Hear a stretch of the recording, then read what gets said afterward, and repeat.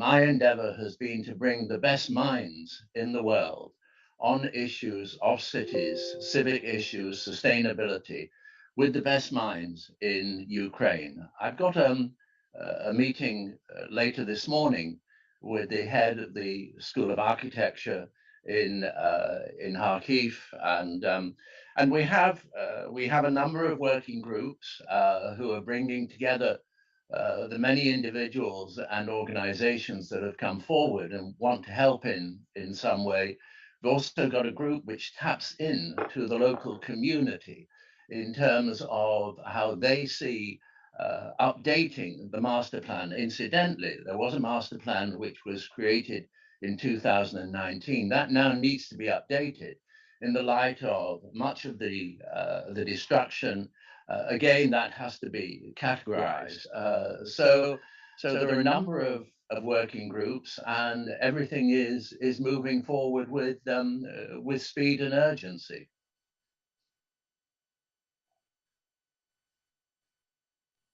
Thank you very much, Lord Forster, for these initial comments. If you don't have any more comments to make now, I will now invite the Mayor of Kharkiv, Mr. Terekov, to take the floor. And after that, we will open the question to journalists for sure. Lord Forster, please go ahead. All I would say is that this is an extraordinary opportunity to combine the best, the most loved aspects of a city with the city of the future, which has been described to me very eloquently by the mayor in terms of how he sees his city as a city of culture, a city of industry, of advanced technology, and how one builds on that for the future. I also, just by way of example, in our early conversations, invoked the example of how in the height of World War II, in its darkest hour, 1943, that plans were commissioned for the growth and reconstruction of London. And that was interestingly updated at the height of the recent pandemic.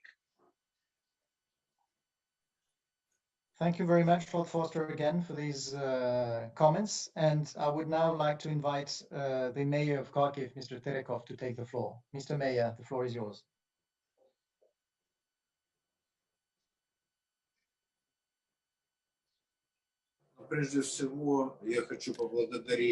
First of all, I would like to thank all the participants of this event, and I would like to extend my thanks for this opportunity given to me to take the floor at this meeting. And I would like to provide a few comments as regards the recovery of Kharkiv after the war. Just a few statistical data. About 25% of the housing stock of the city of Kharkiv are now destroyed. Because the bombings of Kharkiv have not come to an end yet, administrative buildings, schools, hospitals, kindergartens, infrastructural facilities have been destroyed as well. I mean, boiler houses, electric power stations, and so on. And that means that after the war, the city of Kharkiv will need both the reconstruction of the infrastructural facilities as well as the housing stock. I would like to draw your attention as well to the fact that I wish with all my heart to give new philosophy and new architecture to the city of Kharkiv. And primarily it has to do with the part of the city that has been destroyed. I mean the administrative buildings, and one of the largest squares that is hosted by the city of Kharkov, to the housing residential areas that should be rebuilt built using the state-of-the-art standards of energy saving and safety that actually were proven as necessary by the hostilities that we have faced to date. We have discussed with Lord Foster that we wanted to create a perfect city of the future. And what does that mean? That means a city of high technologies, an industrial city, including IT clusters, industrial parks that should be combined with the cultural aspects of Ukraine and should be combined with our inheritance that the city has from the past. I would also like to see the city to have new architecture in place and new architectural philosophy in place. I mean both the outlooks of the buildings, the city center, the office centers, as well as the residential areas, multi-unit residential buildings. At the same time, the residential areas, I see them as different from one another and not looking very similar to one another.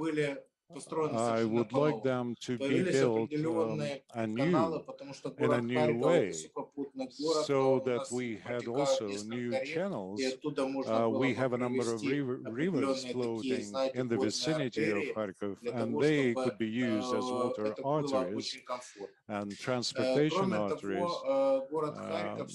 At the same time, create some new comfort for its residents. Kharkov has always been one of the leading cities and a city loved by IT people. And we would like to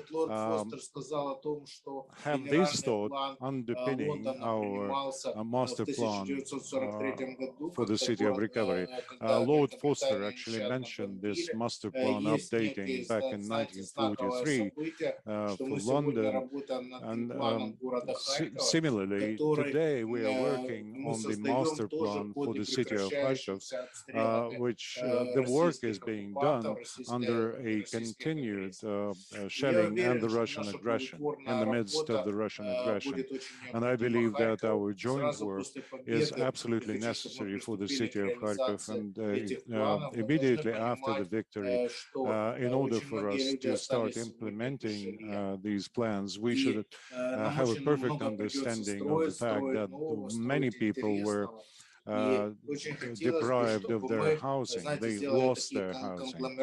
And I would like to see conglomerations around the city so that the city included some adjoining territories where we could start building new residential areas and provide the necessary transportation arteries that would connect these places to Kharkov. Kharkov is the capital of the eastern part of Ukraine, and it is very important for us, for the city of Kharkov to obtain a new architectural philosophy. And I do hope that our joint work with Lord Foster will be implementable immediately after the victory, and we will start to rebuild and recover the city as an ideal city of the future. Thank you very much. Thank you very much, Mr. Mayor, for sharing your views. I would now like to open the floor to journalists. And the first question is from Isabel Sacco from Spanish news agency EFE. Isabel, please go ahead.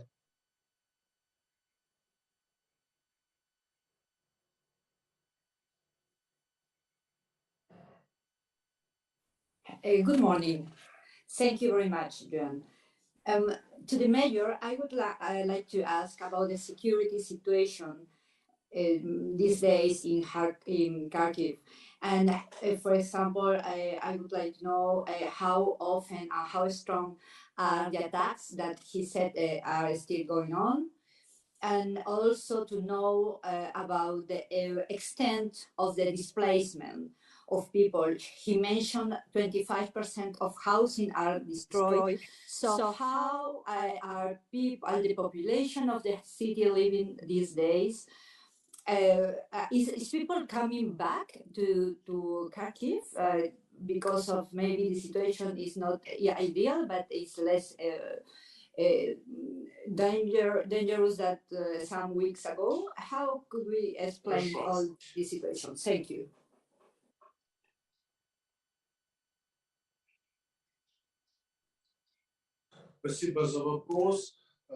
Thank you for your question.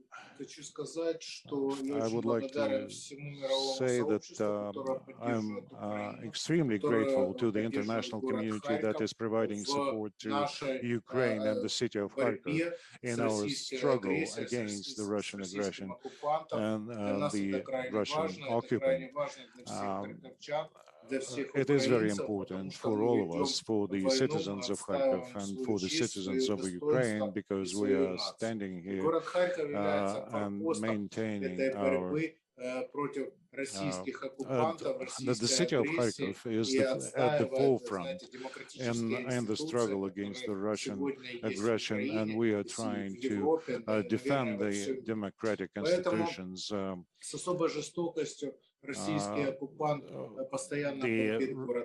Russian occupational forces are bombing the city of Kharkov. Over the last week, the situation has changed for the better because our troops have managed to move the forces, the occupational forces, and the situation is currently much better than even several days ago. As regards the housing stock, I mentioned already that more than 25% have been destroyed, and there are certain areas that not to be reconstructed. They are just unable to be reconstructed. And before the war, I mean the northern Osakivka part of the city, which hosted a population of more than 300,000 people before the war. We evacuated a number of people, and some people actually moved to safer places. I mean the western part of Ukraine, places like Lvov, Uzhgorod, Chernovtsi, and other cities situated in the western part of Ukraine. And currently we see the trend that a return trend. People are very actively in returning to their home city of Kharkov. There are lots of cars traveling into the city, and of course the question is how to house all these people. Those people who still have their houses intact, they definitely move back to these houses, and thanks to our utility services, we provide the necessary heating services, water supply services, electricity supply services, garbage removal services as well. So we are providing all the utility services in full volume. However, there are certain residential buildings that are inhabitable as of today, and these people cannot move into these houses or buildings. So what we do, we actually use certain buildings that we have, like hospitals, for instance, or sanatoria. We provide them with beds, the necessary medicines, food, basic items, and we also arrange classes for the children of these returnees. We provide computer services as well, and the kids, preschool kids, for instance, are provided the services of our kindergarten teachers, and psychologists are also working with these children because many children are in a stress condition, so they are doing their utmost to improve their psychological condition. So responding to your question, I would like to say that there are lots of people who are returning today to the city. Thank you, Mr. Mayor. Other questions? please, colleagues from the media, if you can also concentrate on questions regarding our topic of the day, the master plan for the reconstruction. Laurent Siro from the Swiss news agency. Laurent, please go ahead. Yeah, thank you, Jean, for taking my question. This is also a question to the mayor. We already, and we usually say in these circumstances that it takes years to reconstruct such a destroyed town. When do you think, as a mayor, you will be able to inaugurate this new city, this new town of Kharkiv? And what will be the cost of all these efforts? Thank you.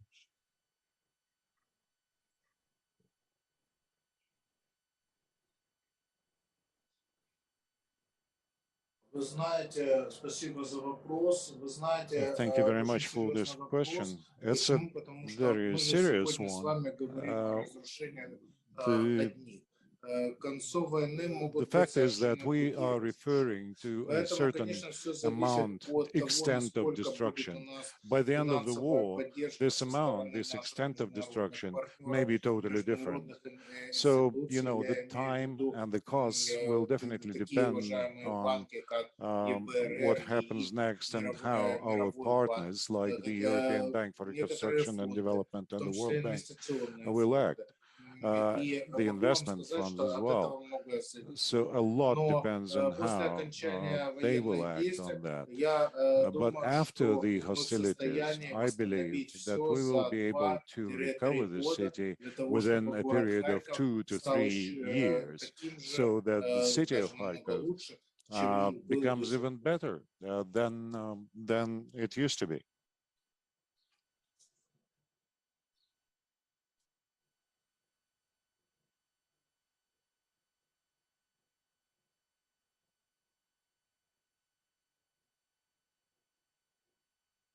Thank you, Mr. Mayor. Any other question? Please raise your hand. Isabel Sacco for a follow-up.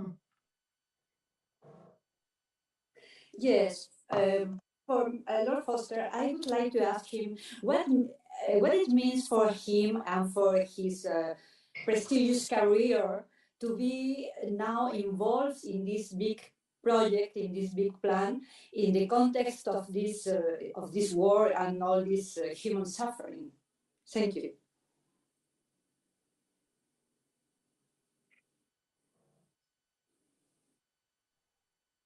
Lord Foster, we cannot hear you.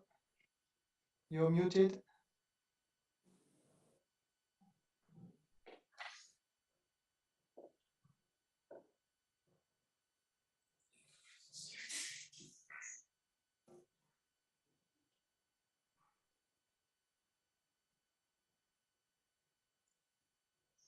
Hello? We can hear you now. Can you hear me? We can hear you now, Lord Foster. Please go ahead. Can you hear me? Yes. Hello? Yes. Yes, Yes, we we can can. hear you. Yes, please go ahead. What I was going to say is the identity, the prosperity, the future, the quality of life in a city is about its infrastructure, which binds together the individual buildings. That's the parks, the boulevards, the public spaces. And this invasion has seriously damaged both buildings and infrastructure. So your question about how I see the role of leading this master plan for the future, as the mayor quite rightly says, this is an opportunity to make the city in the future even greater than it was in the past, to build on its past heritage. I believe up to 1934, it was the first city in Ukraine. So, as the mayor says, it's an opportunity to make it even more vibrant and more pioneering in terms of its strengths, its technology, its industry, all the things that make a city great. So for me to have the opportunity to bring together the best minds, the best expertise in the world, and to marry that locally with the extraordinary talents within the city. That, I think, is an amazing opportunity to have at any time in one's career.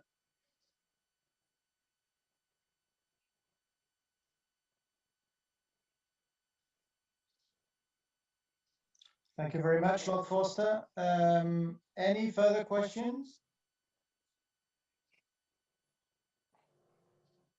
Then please let me, if there is no question for now, let me give the opportunity to Paula Deda, our colleague, who is the director of the Forest, Housing and Land Division in the UNCME and the supervisor of all these initiatives on our side, to add a few words. Paula. Thank you very much. And good morning to Lord Forster and the Mayor of Kharkiv. Thank you for joining us today. I just wanted to add something here on actually how extraordinary this effort is. As Lord Forster, you all know him, is what we normally say an artist star, although I really don't like this expression, but is really, I would say, one of the major architect that has shaped the modern world, and the fact that he joined voluntarily and generously the work of the UN is making a tremendous difference. And we have seen it through 2 editions of the Forum of Mayors that were really held under his patronage, and he was really able to connect mayors from around the region and beyond. I'm talking about UNICE region, but also the rest of the world, and also be present at the General Assembly last week for the high-level meeting and talking about these efforts. And I think that what is also extraordinary is that the effort went also further to really have a practical intervention and partnership with the mayor of Kharkiv towards reconstruction. All this is a role that the UN could not have done alone. We have a task force that was mentioned at the beginning with different UN agencies. We are doing this to make sure that we intervene at the local level in an efficient way, without a dispersion of funding and clarity of who does what. We think that when it comes to reconstruction, it's very important to be coordinated.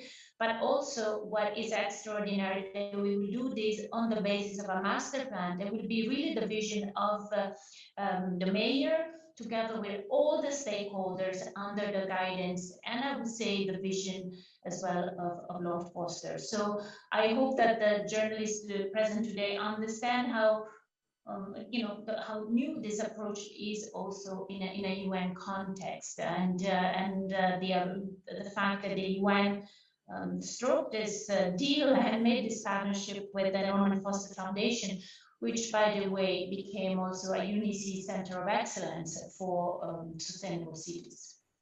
Thank you, Jean, back to you. Thank you, Paula.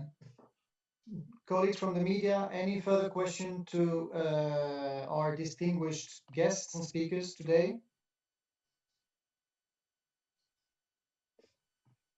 It doesn't seem to be the case. Then I would turn to Lord Forster and the mayor. Any final comments you would like to make, gentlemen? I would just add that it's a great honor for myself and my colleagues and the many different disciplines which come together to focus on the issue of a city, to have this opportunity to help to be able to use our skills to help this city in these desperate times, and to strike an optimistic note for the future.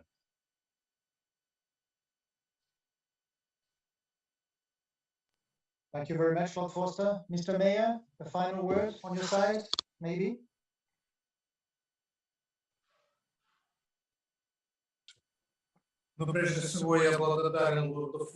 First of all, I would like to thank Lord Foster, who has responded to the needs of Ukraine and the city of Kharkov. As was rightly mentioned, the city of Kharkov was the main city of Ukraine some time ago in the past. And we would like to, the city of Kharkov to get the new architectural philosophy. And as I already mentioned, we are striving to create an ideal city of the future so that we are all proud of how the city of Kharkov looks and works in the future. And we will definitely ask the representatives of the international community to see what we have done after our victory.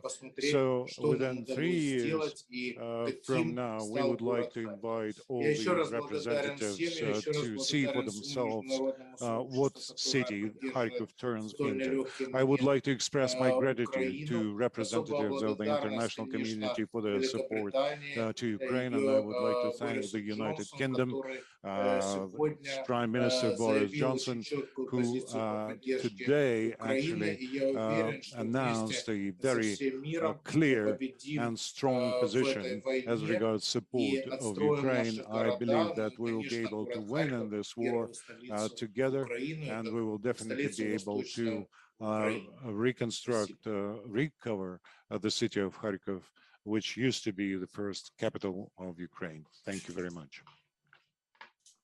Thank you, Mr. Mayor. Colleagues from the media, thank you very much for attending this press conference, and we will be updating you on the progress of this great work in the coming weeks and months. Thank you very much for being with us today, and see you soon. Thank you.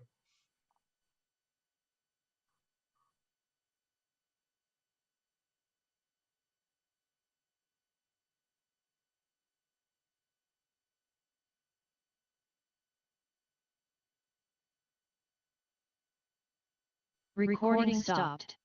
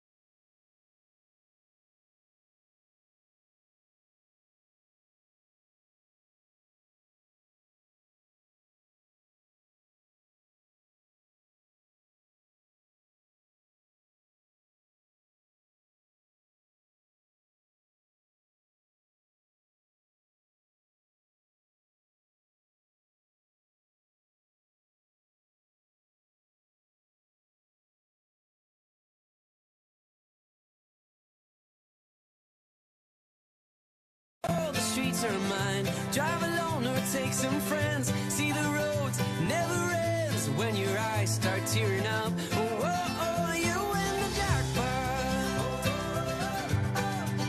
You win the jackpot. Look up and look down. In fact, look all around. Feel the heat, hear the sound of the church bells of that little town as the sun goes down on a million grapevines. I like the shadows from the trees. I like the colors in the breeze. Oh no, take a right or take a left. You'll end up in the perfect place. There ain't no wrong way when you got time. Whoa, oh, the streets are mine. Drive alone or take some friends. See the roads never ends when your eyes start tearing up. Whoa, oh, you win the jackpot. You win the jackpot. You win the jackpot. You win the jackpot. I'd like a grand tour of what's out there. I'd like to live like I don't care.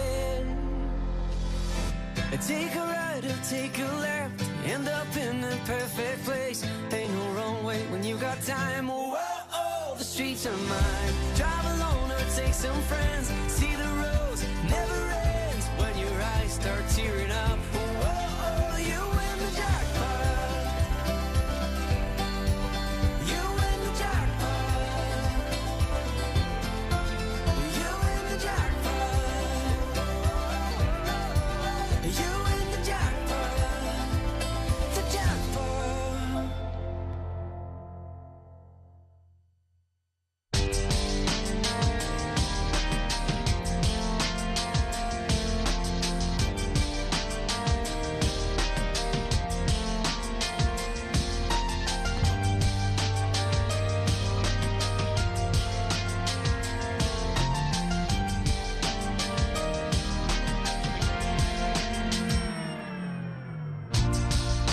Some days are covered in rain, while other days are made for glory.